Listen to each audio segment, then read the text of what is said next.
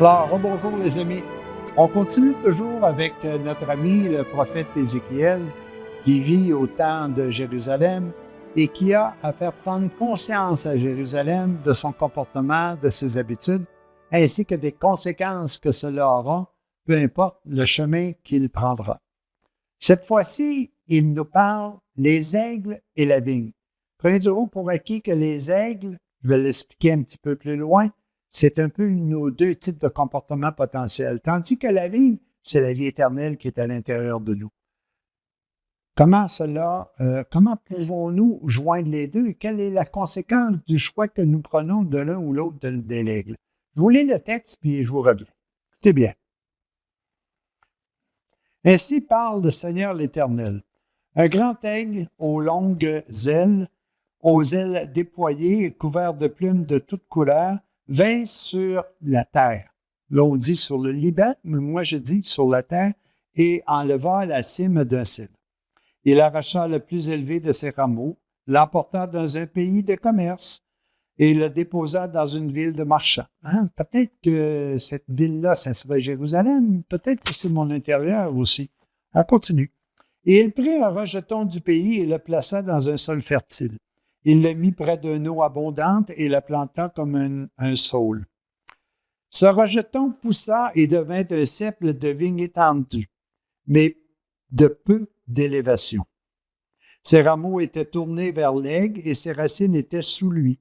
Il devint un cep de vigne, donna des jets et produisit des branches. Il y avait un autre aigle, grand, aux longues ailes, au plumage épais. Et voici, du parterre où elle était plantée, cette vigne étendit avec avidité ses racines de son côté et dirigea ses rameaux vers lui afin qu'il l'arrosât. Elle était plantée dans un bon terrain, près d'une eau abondante, de manière à produire des branches et à porter du fruit, à devenir une vigne magnifique.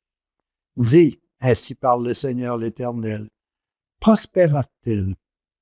Le premier aigle n'arrachera-t-il pas ses racines, n'enlèvera-t-il pas son fruit, afin qu'elle se déchaisse, afin que toutes les feuilles qu'elle a poussées se déchaissent? Il ne vaudra ni beaucoup de force, ni un peuple nombreux pour la séparation de ses racines. Voici, elle est plantée. Prospérera-t-elle?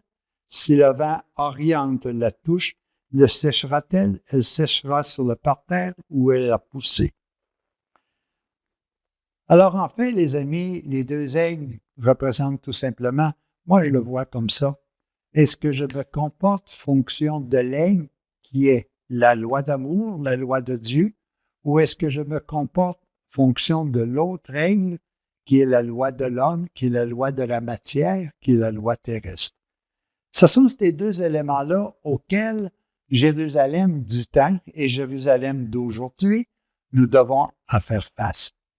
Lequel des deux produira le bonheur? Lequel de ces deux aigles qui sèment, si vous voulez, une semence, aura la capacité de pousser et de donner des fruits qui correspondent à notre besoin au niveau bonheur?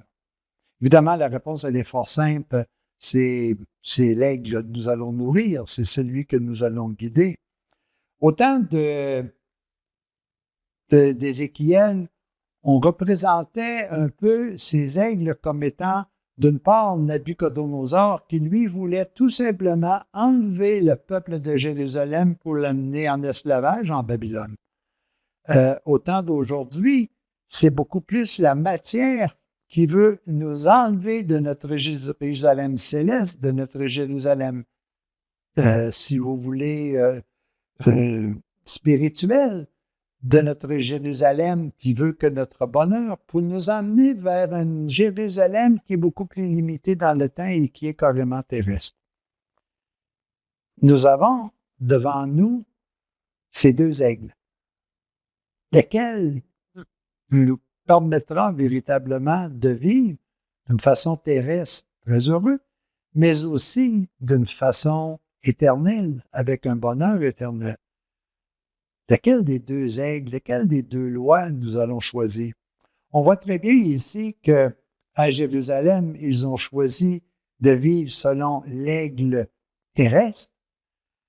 Mais nous, aujourd'hui, dans la liberté que Dieu nous a donnée lorsqu'il nous a créés, nous avons le choix de vivre. Est-ce que nous allons vivre selon cet aigle puissant qui est en nous et qui veut notre bonheur, qui veut la paix, qui veut la joie, qui veut la justice? Ou est-ce que nous voulons vivre avec un aigle qui est de passage, qui est éphémère, qui va tout simplement se dessécher avec le temps? Parce que cet aigle-là ne peut pas amener une satisfaction éternelle à l'intérieur de nous, un bonheur constant. Ça, c'est encore là, c'est encore à nous à choisir. Quand Ézéchiel a rencontré Jérusalem, c'est parce que selon lui et selon Dieu, Jérusalem avait déjà choisi de suivre l'aigle terrestre, si vous voulez. Alors que Ézéchiel venait lui dire, attention, si vous suivez l'aigle terrestre, vous serez lié aux conséquences et aux responsabilités des actes que vous posez. Et à ce moment-là, vous verrez probablement la conséquence qui va vous amener peut-être à une mort, à la liberté que vous avez.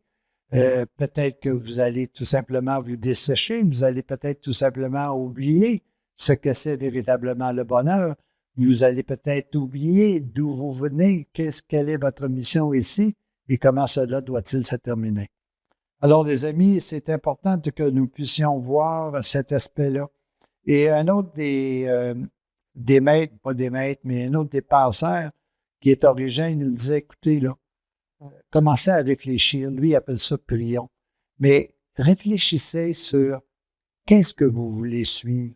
Est-ce que vous voulez être un peu comme la Jérusalem du temps, suivre l'aigle terrestre qui a ses limites et qui vous conduit de toute façon à l'esclavage ou à la sécheresse? Ou est-ce que vous voulez vivre avec l'aigle qui vous a apporté une vie éternelle remplie de paix, de joie et de bonheur? Alors les amis, soyez donc des amoureux de l'aigle qui vous rendra heureux. À tous et à chacun, à la prochaine.